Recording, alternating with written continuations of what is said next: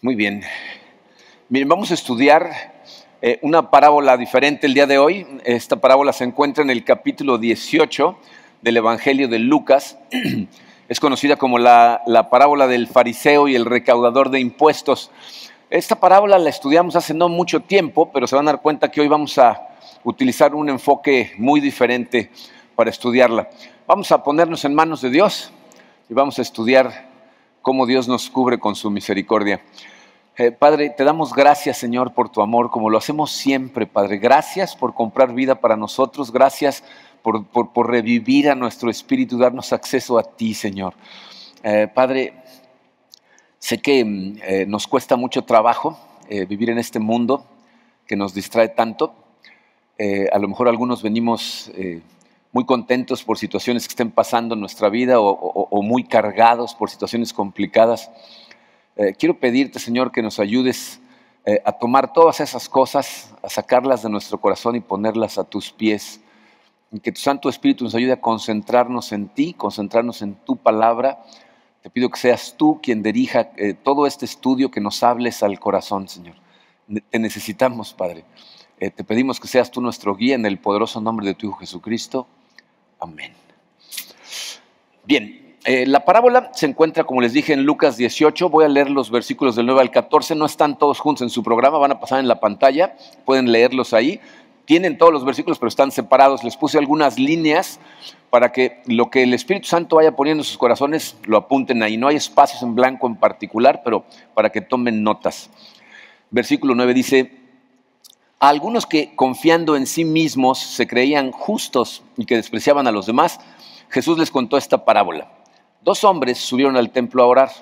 Uno era fariseo y el otro recaudador de impuestos. El fariseo se puso a orar consigo mismo: oh Dios, te doy gracias porque no soy como otros hombres, ladrones, malhechores, adúlteros, ni mucho menos como ese recaudador de impuestos. Ayuno 2 veces a la semana y doy la 10ª parte de todo lo que recibo.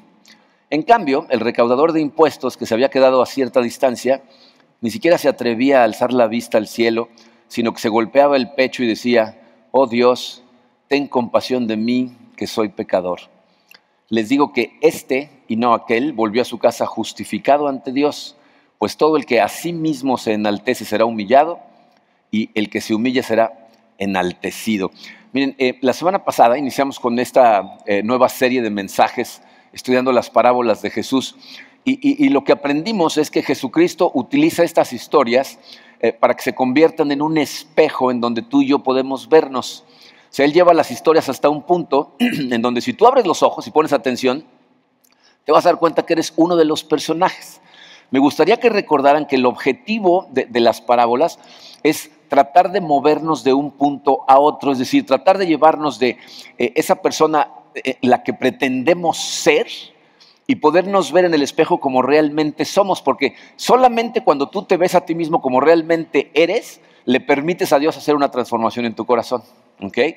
Entonces mi esperanza es que te veas en el espejo y te preguntes: ¿será que todo esto que estamos estudiando está haciendo cambios en mi vida? La semana pasada hablamos de cómo hay diferentes estados del corazón, ¿no? Y la pregunta que nos hacía Jesucristo es: ¿cómo estás escuchando esa palabra? ¿En qué estado se encuentra tu corazón cuando la recibe?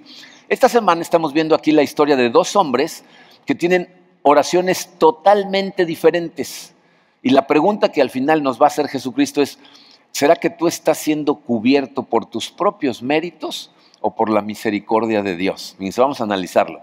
Empieza la parábola en el versículo 9, dice: a algunos que confiando en sí mismos se creían justos y que despreciaban a los demás, Jesús les contó esta parábola.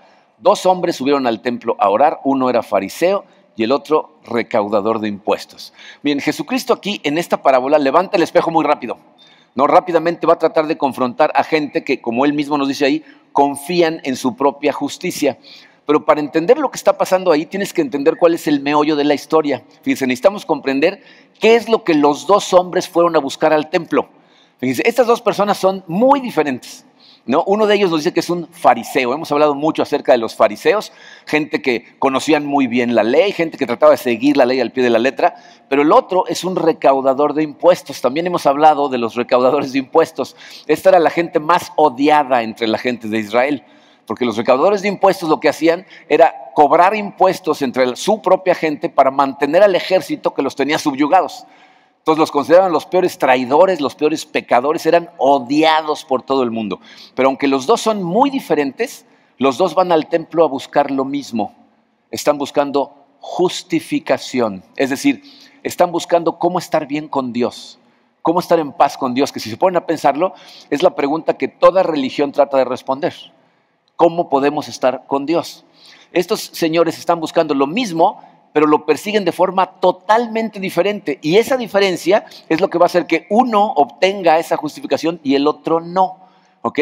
Pero miren, para entender lo que está pasando, necesitamos entender no nada más cómo estar bien con Dios, sino tienes que ver claramente cómo se ve una persona cuando está bien con Dios y qué pasa en su corazón cuando deja de estarlo. ¿Okay? Normalmente para ayudarnos a ver esas cosas, yo trato de encontrar ilustraciones, ejemplos a veces de mi vida o de la vida de alguna persona para que lo veamos, pero en este caso no hace falta, porque la Biblia tiene la mejor ilustración en donde podemos ver cómo viven personas que están perfectamente en paz con Dios. En el Génesis, después de que Dios crea todo el universo, la tierra, todos los animales, etcétera, crea al hombre, lo pone en el jardín del Edén, le da una chamba, luego crea a la mujer. Y vamos a leer en Génesis 2, versículos 24 y 25, lo que sucede justo después de que Dios le entrega a Adán, le dice, esta es tu mujer. ¿Okay? Dicen los versículos 24 y 25. Por eso el hombre deja a su padre y a su madre y se une a su mujer y los dos se funden en un solo ser. Ahí acabamos de leer la primera boda en la historia, ¿no? Dios acaba de oficiar la boda, casa Adán y Eva, y fíjense en la siguiente línea, dice, en ese tiempo, el hombre y la mujer estaban desnudos, pero ninguno de los dos sentía vergüenza. La creación concluye con ese versículo que nos da el significado del estado de perfección de una pareja frente a Dios. Estar justificado o estar en paz con Dios significa estar desnudo frente a Él, pero sin sentir ninguna vergüenza. Yo sé que hay gente a la que este asunto de la desnudez le molesta, ¿no? Los hace sentir incómodos. Les hubiera gustado que en lugar de poner esa línea hubieran dicho, y entonces los dos estaban muy contentitos, ¿no? Y ya, ¿no? Pero bueno, nos guste o no, la imagen más antigua, la ilustración que Dios quiso utilizar de alguien justificado fue estar desnudo frente a Dios sin sentir vergüenza. Evidentemente, miren, esto no nos quiere transmitir nada más una imagen de desnudez física. Está hablando de una desnudez espiritual, de una desnudez interna. Esto lo que implica es estar completamente al descubierto, pero saberte totalmente amado, aceptado por Dios. O sea, saber que aunque tú estás totalmente desnudo ante Él, eres aceptable ante Dios, pero no nada más ante Dios, ante la demás gente. Porque no nada más ellos no sienten vergüenza de Dios, no sienten vergüenza entre ellos. Entonces lo que nos está diciendo aquí la Biblia es que tú puedas vivir pensando así, no hay absolutamente nada acerca de mí que yo tenga que esconder de Dios ni de la gente. Es estar totalmente en paz con Dios. ¿Te puedes imaginar vivir de esa manera? O sea, que tú realmente puedes decir, no hay absolutamente nada que yo tenga que esconder de la gente a mi alrededor. No hay pecado, no hay herida, no hay falla, no hay adicción, no hay nada. Puedo ser totalmente transparente y me siento totalmente limpio. No nada más, no hay nada que esconder, no hay nada que temer. No hay condenación que temer, no hay juicio o culpabilidad que temer. Así es como estaban Adán y Eva en ese momento de perfección total, justificados ante Dios. Pero ¿qué sucede? En el capítulo 3, ¿verdad? Nos dice que Dios les dijo que podían comer de todos los árboles del jardín menos uno. ¿Y qué hacen estos dos? Sobre el uno, ¿no? Entonces, vamos a ver los versículos 6 y 7 del capítulo 3. Dice, la mujer vio que el fruto del árbol era bueno para comer y que tenía buen aspecto y era deseable para adquirir sabiduría. Así que tomó de su fruto y comió. Luego le dio a su esposo y también él comió. En ese momento se les abrieron los ojos y tomaron conciencia de su desnudez. Por eso, para cubrirse, entretejieron hojas de higuera. Fíjense, entra el pecado al mundo y ¿cuál es la primera consecuencia? Son conscientes de que están desnudos. O sea, ni siquiera sabían que estaban desnudos antes.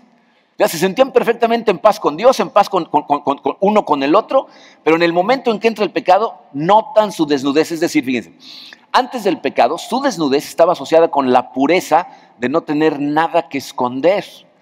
Después del pecado, ahora está asociada con la devastación que se hace evidente en un alma desnuda. Es decir, ahora son conscientes que están descubiertos porque tienen algo que esconder. ¿Y cuál es su reacción? Cubrirse.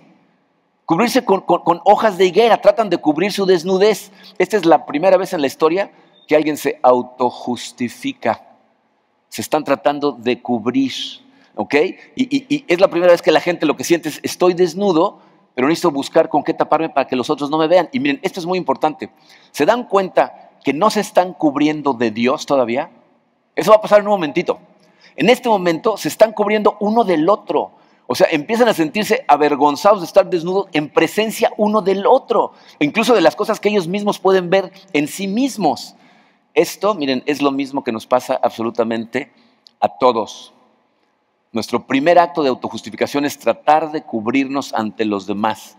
Es decir, yo sé quién soy, pero no quiero que tú sepas. No te dejo ver mis pensamientos, no todos, no te dejo ver mis miedos, mis batallas, las cosas en las que caigo. Y especialmente cuando empieza a aparecer gente en tu vida que te interesa, ¿no? Cuando conoces a esa persona en particular a la que te quieres ganar, la quieres impresionar, entonces te empieza a cubrir con hojas, depende de lo que tú creas que va a servir, ¿no? Tu éxito, ¿no? Tus habilidades, tus logros, a lo mejor tu educación, tu riqueza, ¿no? Entonces lo que empezamos a hacer es, yo trato de que tú veas lo que yo quiero que veas. Trato de manejar la información que transmito para que si algo me hace verme como menos de lo que soy, eso lo tapo, ¿no? Si algo puede hacerme ver mejor de lo que soy, eso sí te lo muestro, ¿no? No quiero que me veas vulnerable, quiero que me veas fuerte, ¿no? No quiero que me veas inseguro, sino más bien seguro. Entonces, trato de presentarte la versión de mí cubriéndome con lo que yo creo que sea útil para impresionarte. Esa verdad, miren, nos afecta absolutamente a todos los que estamos aquí. Todas las personas jugamos este juego. O sea, tú no dices todo lo que piensas, ¿verdad? No le platicas a la gente de todas tus batallas, o cuando estás en conversación con alguien te cruzan pensamientos de la otra persona y lo dices todo. Y dice, ¿qué pasaría si todos tus pensamientos, tus pecados, tus secretos en relación a la gente que está contigo en la sala empezaron ahorita de repente a pasar por la pantalla? ¿Cuánto tiempo te tomaría salir corriendo de aquí? ¿No? ¿Para qué? Para buscar cubrirte. No, fíjate, si todo lo que has pensado internamente acerca de la persona con la que estás pasara por la pantalla, es probable que nunca más pudieras voltear a ver a esa persona a la cara, ¿no? De hecho, hemos tenido gente que algo que hace en su vida de repente sale a la luz en la iglesia, se enteran los demás y salen y no regresan, como si los demás fuéramos perfectos, ¿no? Pero pues es gente que se ha estado tapando y de repente es destapada, ¿no? O piénsalo de esta manera, fíjate, ¿qué significa cuando tú dices que una persona realmente te conoce? No, si yo te digo, la persona que mejor me conoce es Karina, ¿qué estoy diciendo? Estoy diciendo, Karina conoce cosas de mí que la mayoría de la gente no. O sea, ha visto partes de mi carácter que tú no conoces, ¿no? Eso significa que yo me he quitado hojas de higuera frente a ella y la dejo ver partes de mí que no dejo ver a los demás. Pero aún en esa relación, el que maneja lo que ella ve soy yo. O sea, yo más o menos controlo, ¿no?, lo que puede ver. Y eso es lo que hacemos todos. Y por eso la gente pues, muchas veces está tapada con lo que piensa que impresiona a los demás, ¿no? Por eso los atletas siempre quieren ganar, ¿no? Los hombres de negocios quieren triunfar, porque de alguna manera pensamos que esas capas que nos protegen nos hacen ver mejor. Entonces, visto de esa manera, fíjate, la autojustificación no es un esfuerzo religioso, es un esfuerzo humano. Todos los seres humanos tratamos de hacer estas cosas. Ahora, ¿por qué lo hacemos tanto con la gente a nuestro alrededor? Pues porque funciona, ¿no? O sea, tú efectivamente puedes manejar lo que la gente ve y te sientes cubierto. A lo mejor en momentos de debilidad de repente te abres más de lo que querías y alguna persona puede ver partes de ti que no querías que vieran, pero por lo regular podemos poner entre la gente y nosotros cualquier cantidad de tipos de hojas, de éxitos, de lo que sea, ¿no? De tus estudios, ¿no? esto no es muy difícil de hacer porque la gente a nuestro alrededor tiene una visión limitada de nosotros. O sea, nosotros somos los que abrimos o cerramos qué tanto pueden ver. Miren, esto me cayó muy bien el 20. Cuando vivíamos en Houston, nos fuimos con la iglesia durante como 1 año y medio. Y durante ese año y medio, todos los mensajes llegaban aquí a Cancún en video. La iglesia se reunía en unos cines, ¿no? Y entonces la gente iba y veía el video. Me acuerdo la primera vez que fuimos a filmar un mensaje, ¿no? Lo hacíamos en una sala como de ese tamaño, con una cámara, en la sala vacía, ¿no? Y nada más estábamos Karina y yo, ¿no? La cámara, llegaba una persona, encendía la cámara y yo predicaba todo el mensaje viendo a la cámara. Y el primer día que fui, iba yo muy preocupado por si mis pantalones y mi camisa hacían juego, ¿no? Porque yo estoy medio ciego para la moda, Karina me tiene que ayudar todo el tiempo. Entonces digo, esto sí funciona, sí, sí, ok. Entonces ya llegué, pero cuando me empezaron a filmar me explicaron que era nada más de hombros para arriba. Dije, entonces puedo venir en shorts, ¿no? O sea, puedo venir como yo quiero. ¿Por qué? Porque pues, el campo de visión que tiene la gente está limitado, ¿no? Y eso es lo que pasa en tu vida. No te preocupas por las partes que tú sabes que la gente no puede ver, ¿no? La que está fuera de su alcance de vista, pues permanece escondido, y todas las personas en tu vida tienen visión limitada acerca de quién eres tú. Pero, ¿qué pasa cuando entra Dios al jardín? ¿No? Adán y Eva están tapaditos con sus hojas. Cuando entra Dios al jardín, fíjate, ¿qué es lo primero que hacen?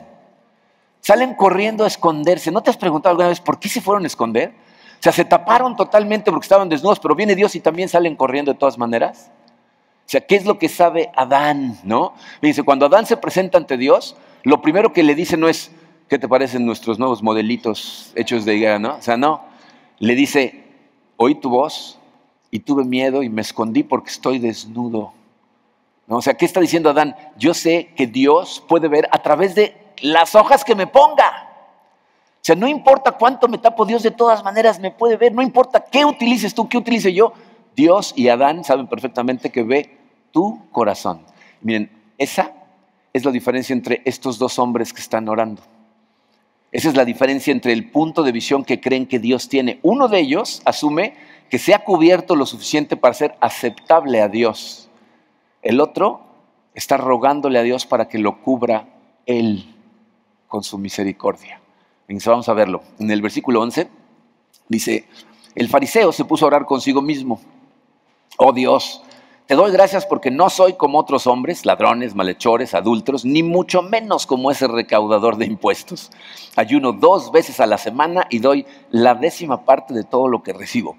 ¿Saben qué es muy interesante cuando leemos estas cosas? ¿Qué pasa por tu cabeza si yo te digo, ahí estaba un fariseo? ¿Piensas algo positivo?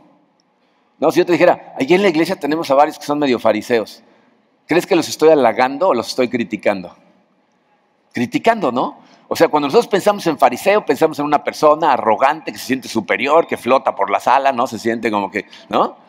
Pero ¿estás consciente de que la audiencia que estaba escuchando a Jesucristo no es lo que pensó? O sea, en la época de Cristo, los fariseos eran considerados la gente más destacada. Eran considerados como los faros de la moralidad de la sociedad, ¿no? Si yo como padre de familia en la época de Cristo llegara mi hija y me dijera, ay papá, empecé a conocer a un muchacho que pues, creo que le interesa. Ah, sí, ¿a qué se dedica? Pues es pescador. No, no inventes, ¿cómo se te ocurre? ¿No? Nosotros relacionamos a pescadores con los discípulos de Cristo. Pero si en esa época me dijera, es un fariseo, yo diría, ¡ay! ¿Cuándo me lo presentas? ¿No? Porque se supone que eran las personas, las mejores personas de la sociedad, ¿no? Entonces, fíjense, esto significa que Jesús no lo está utilizando como ejemplo porque sería evidente para todos que es una persona que se autojustifica. Al revés, lo pone como ejemplo porque es seguro que la gente que lo está escuchando piensa, no, bueno, el fariseo seguro está justificado. Seguro ya está del otro lado, ¿no? Y ahora fíjate, si nada más analizamos la oración del fariseo, podríamos pensar que su oración está bien.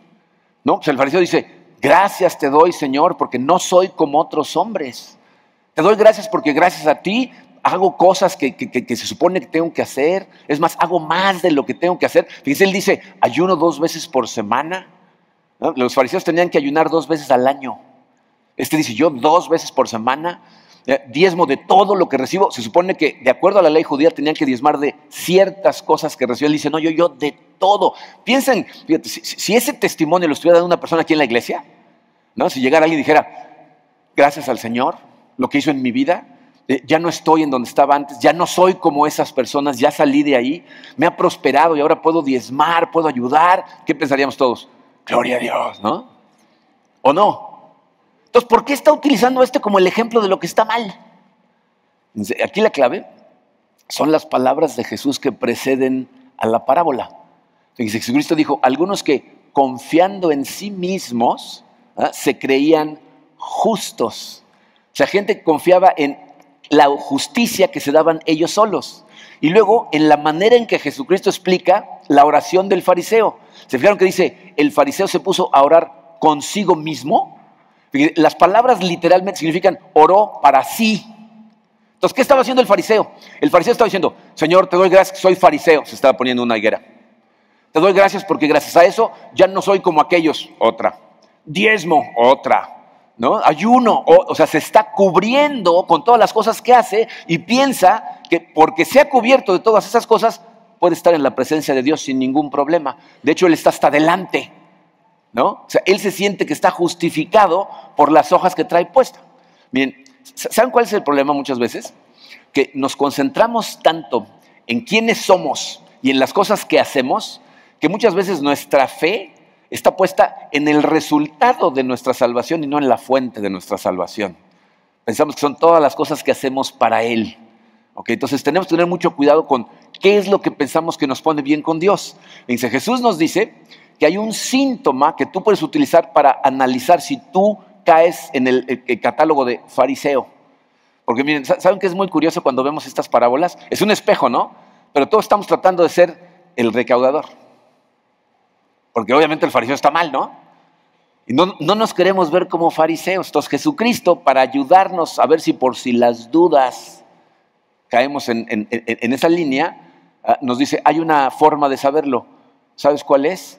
Analizar cómo te relacionas con los demás.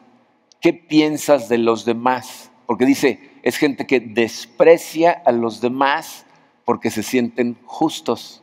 Entonces, hazte algunas preguntas, ¿no? Por ejemplo, ¿te ofende cuando tú eres una persona que sirve aquí en la iglesia? A lo mejor al final ayudas con cosas, ¿no? En la bienvenida, en el estacionamiento, vas a las misiones, pero ¿te ofende cuando otras personas no sirven al mismo nivel que tú?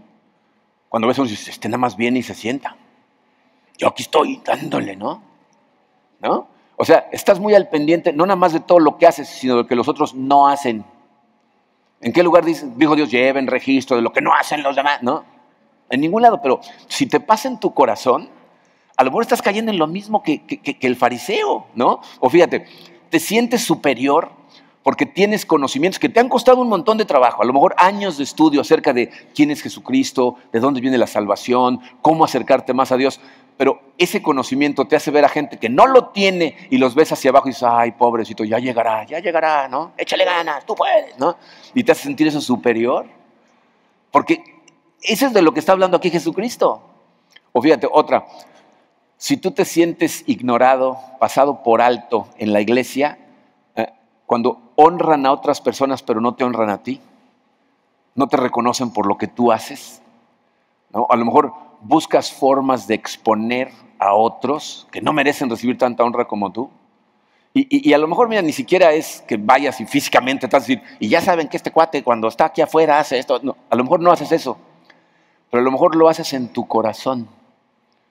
Muchas veces nos vemos a nosotros mismos dándole discursos a la gente que nunca les vamos a decir. Pero nos vemos diciendo, tú si le echaras ganas, mira nada más, no te da vergüenza. Y no se lo dices, pero te sientes mejor después del discursito. ¿No es lo que está haciendo el fariseo? O sea, de forma interna este fariseo está diciendo, gracias Señor que no soy como ese, que no soy malhechor, gracias que hago y hago esto. O sea, eso es exactamente lo que está haciendo este hombre. Nos sentimos más cubiertos cuando exponemos a otros. ¿Quién sabe por qué?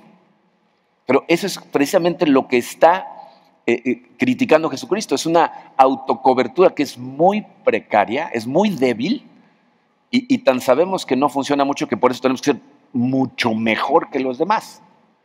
Ahora, eso es un síntoma, pero no es el problema. Te voy a decir cuál es el problema. El problema es que hemos venido escondiéndonos de las demás personas y utilizando formas de manipular lo que alcanzan a ver por tanto tiempo que llega un momento en que pensamos que podemos hacer lo mismo con Dios. Y entonces es que nos metemos en problemas.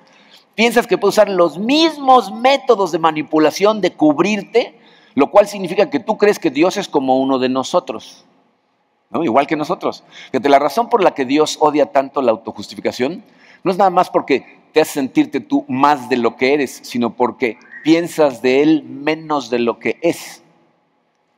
Porque crees que tu autojustificación, el taparte con cosas, lo va a poder engañar, lo vas a poder manipular de alguna manera. Miren, mi hermana Mayela me contó esta historia hace mucho tiempo, ¿no?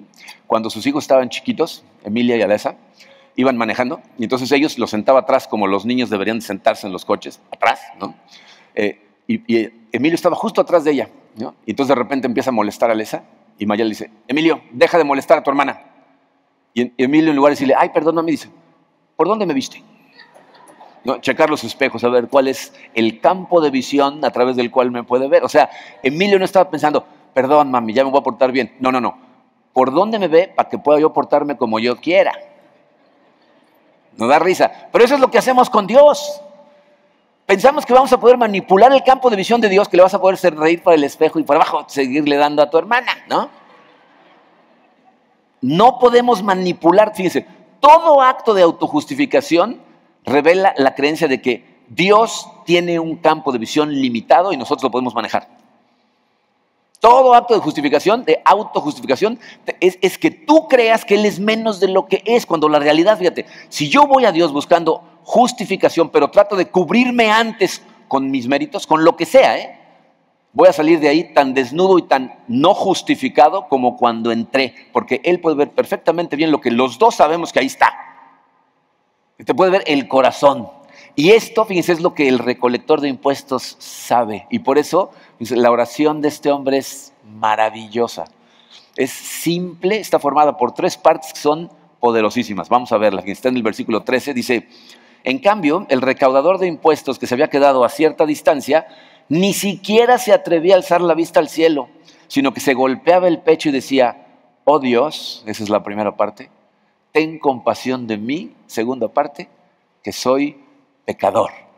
Dice, ¿qué sabe este individuo? Él sabe, para empezar, que le está hablando a un Dios que lo ve todo, que lo ve exactamente como es. Miren, por eso ni siquiera levanta la vista, ni siquiera se acerca. Mientras más al frente estabas en el templo en Jerusalén, más cerca estabas del lugar santísimo, que es donde se supone que está la presencia de Dios. Pero este hombre no se siente digno ni siquiera de acercarse, al revés, lo quieres alejarse y voltar hacia el piso. Esa es la reacción de toda la gente que ve a Dios como Dios es. Eso fue lo que les pasó a Adán y a Eva. Llega Dios al jardín y salen corriendo. Es lo que le pasa a Isaías cuando entra al templo y ve la presencia de Dios. Dice, pobre de mí, estoy muerto, soy un hombre con labios impuros. ¿Se acuerdan de la reacción de Pedro justo después del milagro de la pesca? ¿No? Pedro cae de rodillas, se da cuenta que Jesús no es un ser humano común y corriente. Cae de rodillas y le dice, aléjate de mí, Señor, porque soy un pecador. Eso es exactamente lo que está haciendo este hombre. No sabe que los ojos de Dios atraviesan cualquier cobertura, entonces el individuo está lo más lejos posible, ¿no? ¿Y qué otra cosa sabe? Y es una cosa maravillosa. Él sabe que Dios lo puede ver transparentemente, pero que evidentemente quiere hablar con él, quiere lidiar con su pecado.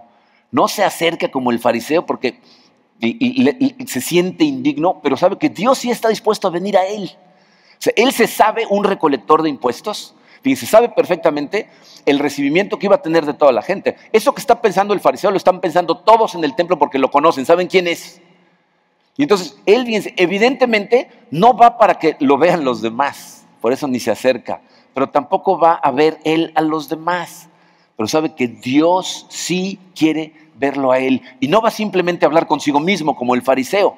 No va a conmiserarse de su pecado y empezar a hablar de una manera. Hay una forma de adornar tu pecado cuando lo estás confesando que es tan arrogante como tratar de convencerte que no tienes pecado. Cuando tú vas y hablas de tu pecado ante Dios, pero de alguna manera lo quieres adornar con ciertas palabras, lo que estás tratando es hacer ciertas cosas para que Dios no se enoje tanto, ¿no? Entonces, aquí estoy yo, pecador, arrepentido, trabajador, echándole ganas, Señor, mírame, mírame. ¿No? O sea, empiezas a adornar tu pecado con esas palabras, pero mira, Lo que tú piensas acerca del carácter de Dios jamás puede ser diferente a lo que Dios dice de sí mismo en su palabra. El problema es cuando tú empiezas a pensar, es que si le digo mi pecado nada más ahí se va a enojar y me va a rechazar y me va a aventar por la ventana, estás definiendo de alguna manera el carácter de Dios. Piénsenlo así, fíjate. ¿Alguna vez les ha tocado que se quedan de ver con una persona para tomarse un café al otro día para tratar de arreglar un problema que tienen entre los dos?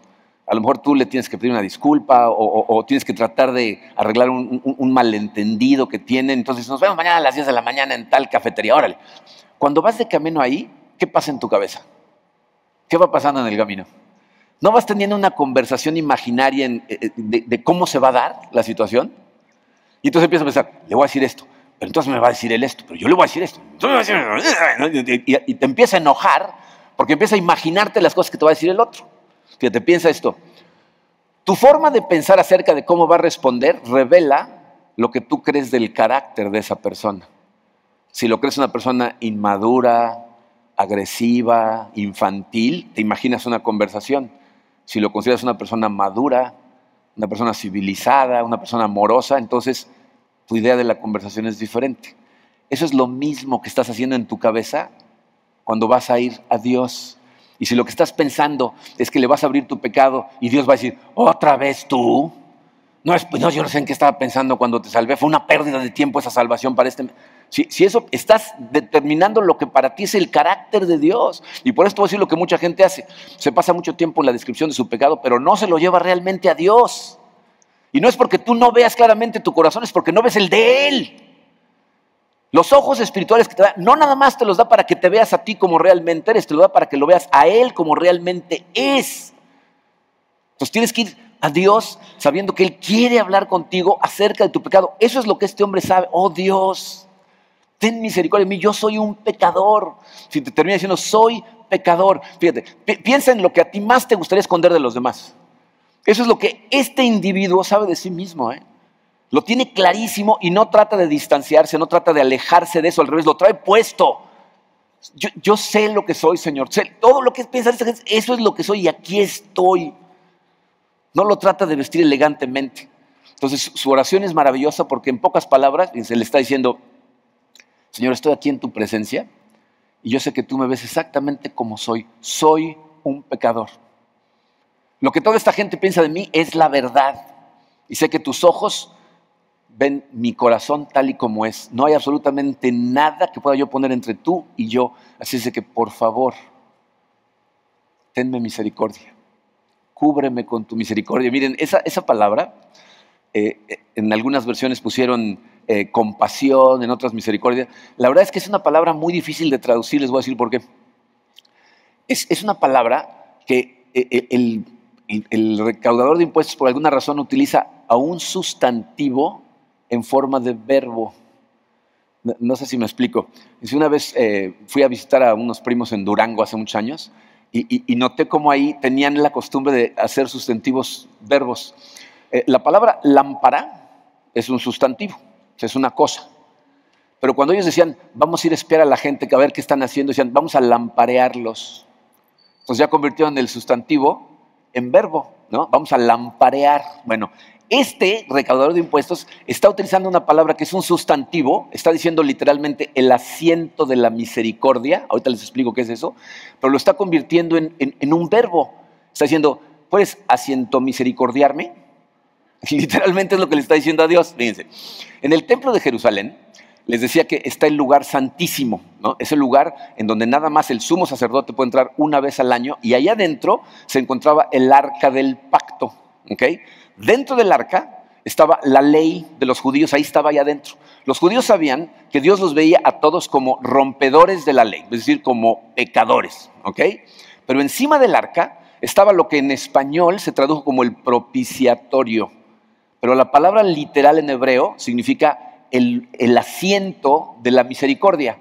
Es decir, era el lugar en donde el sumo sacerdote entraba una vez al año, hacía un sacrificio de un cordero, cubría todo el asiento con la sangre, y entonces en el momento en que eso sucedía, Dios ya no veía a su gente como rompedores de la ley, sino los veía como cubiertos con la sangre del cordero del sacrificio. Esa sangre cubría sus pecados, cubría su rebeldía, cubría sus intentos de cubrirse con otras cosas. Todo lo cubría la sangre del Cordero.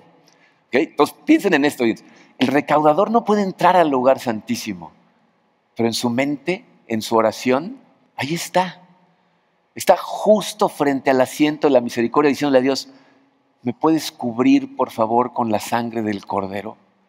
Puedes tener la misericordia de cubrir todos mis pecados. Soy un pecador, tú eres Dios, tú todo lo ves. Cúbreme, estoy desnudo, cúbreme por favor. Y Jesucristo nos dice, este hombre se va justificado a su casa. Ahora piensen en esto. Ese hombre, todo lo que veía hasta ese momento era una sombra de la realidad espiritual. No, todo lo que pasaba en el templo de Jerusalén es una sombra de lo que un día va a pasar en el cielo. Cuando hablamos del arca, del lugar santísimo, hay un lugar santísimo, dice la Biblia, en el cielo. Tú y yo vemos de este lado de la redención. Tú y yo vemos en la totalidad lo que sucedió. ¿La sangre de qué cordero? De Jesucristo. Dice, Hebreos 6 dice que Jesús un día va a entrar al lugar santísimo, pero no al de la tierra, al del cielo. Y entonces, ese sacrificio perfecto ahí nos cubre a todos acá. Fíjense, vamos a leerlo. Hebreos 7, versículos 26 y 27 dice, nos convenía tener un sumo sacerdote así, santo, irreprochable, puro, apartado de los pecadores y exaltado sobre los cielos. A diferencia de los otros sumos sacerdotes, él no tiene que ofrecer sacrificios día tras día, primero por sus propios pecados y luego por los del pueblo, porque él ofreció el sacrificio una sola vez y para siempre cuando se ofreció a sí mismo. Entonces fíjate cuál es la imagen que nos pinta la Biblia acerca del sacrificio de Jesucristo. Nos está pintando la imagen de Jesucristo, el Cordero de Dios, totalmente desnudo, inmolado en la cruz frente a Dios, pero sin sentir vergüenza alguna.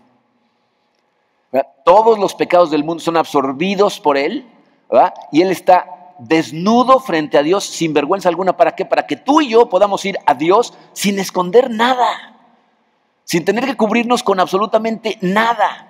Y podemos tener la seguridad de que nos va a ver en nuestra desnudez y lo que va a hacer es cubrirnos con su misericordia, con la sangre, pero del sacrificio de Jesús. Si tú y yo vamos a Él y tratamos de poner entre nosotros y Él lo que sea, cualquier cosa que no sea esa petición de misericordia, nos vamos a ir tan desnudos y tan no justificados como se fue el fariseo. Pero si vamos a Él y lo que vamos es a decirle, Señor, tú eres quien dices ser. Yo soy quien tú dices que soy. Por favor, cúbrenme con tu misericordia. Cúbreme con la sangre del Cordero. Entonces lo que estás teniendo es la humildad de verte como realmente eres, la fe de ver a Dios como realmente es, y sales de ahí totalmente justificado. Entonces lo que tienes que preguntarte en este momento es, ¿qué me cubre? O sea, ¿realmente lo que te está cubriendo es la misericordia de Dios? ¿Cómo son tus oraciones? ¿Tratas de adornar tus pecados cuando los confiesas? ¿Pones algo entre Dios y tú? ¿Saben qué es lo hermoso del Evangelio? Esa versión de nosotros que todo el tiempo estamos tratando de esconder de los demás, es la versión que Dios ama. Como eres, te ama. Y tiene la esperanza de que vayas a Él totalmente desnudo y viéndote como realmente eres, porque solamente entonces tiene oportunidad de trabajar en ti. Hasta que tú no te ves como realmente eres, no hay posibilidad. Si estás pretendiendo ser otra cosa, ¿cómo lo puede cambiar si tú te estás tratando de convencer que no eres eso? Necesitamos ir como realmente somos. Y si eso sucede, piénsalo, ¿no?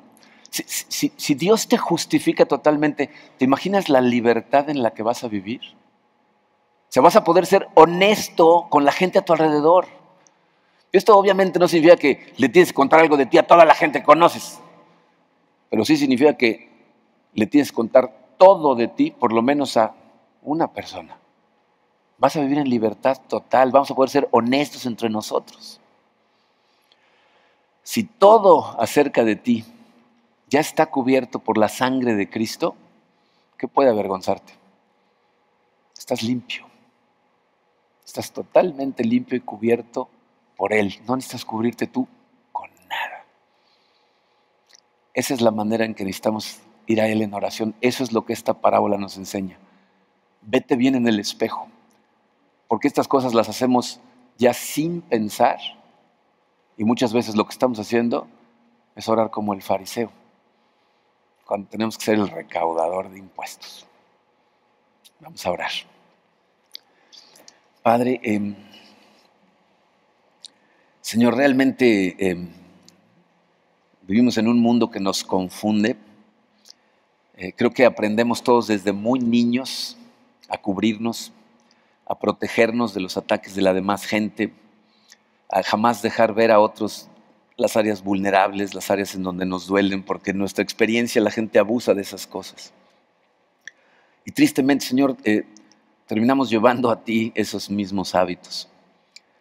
Quiero pedirte, Padre, por cada una de las personas que estamos aquí, por toda esta gente, Señor, que forma tu iglesia. Te pido que transformes nuestros corazones, Padre, para que en la vida que hacemos juntos aquí, nos ayudes a crecer cada vez más de manera que podamos ser honestos unos con otros.